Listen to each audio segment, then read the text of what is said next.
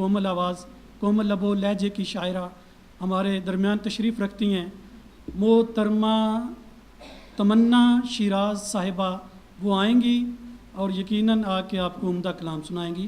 تمنا شیراز صاحبہ۔ پہلے ایک نظم سنانا چاہوں گی۔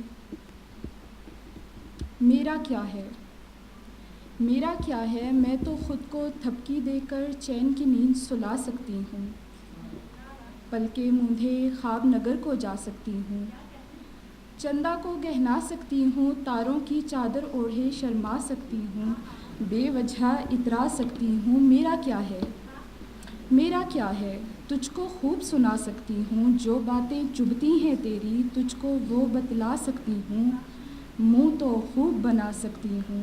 میرا کیا ہے، میرا کیا ہے، سوچتی ہوں جو کہہ سکتی ہوں، تجھ بن بھی میں رہ سکتی ہوں، ہنس سکتی ہوں، گا سکتی ہوں، گر میں چاہوں تجھ کو بھول بھلا سکتی ہوں۔ میرا کیا ہے، میرا کیا ہے۔ اور ایک غزل کے چند اشعار۔ اس حالت جنون میں اور اضطراب میں ہر بندہ خدا مجھے شوریدہ سر لگا، کتنے ہی سارے نام کے اشخاص تھے مگر ہم نام جو تیرا تھا بڑا معتبر لگا۔ شکریہ۔ کتنے ہی سارے نام کے اشخاص تھے مگر ہم نام جو تیرا تھا بڑا معتبر لگا، اور ایک ریت کی فصیل تھی تھا جس کا آسرا، ایک ریت کی فصیل تھی تھا جس کا آسرا، ایک ریت کا مکان تھا جو مجھ کو گھر لگا،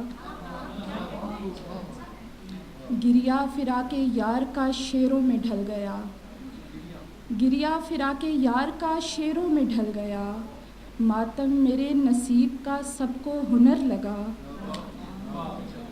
گریا فراق یار کا شیروں میں ڈھل گیا، ماتم میرے نصیب کا سب کو ہنر لگا، اور ایک کہکشاں کی مثل تھا وہ یار با کمال، ذرہ بھی جس کی خاک کا مثل قمر لگا۔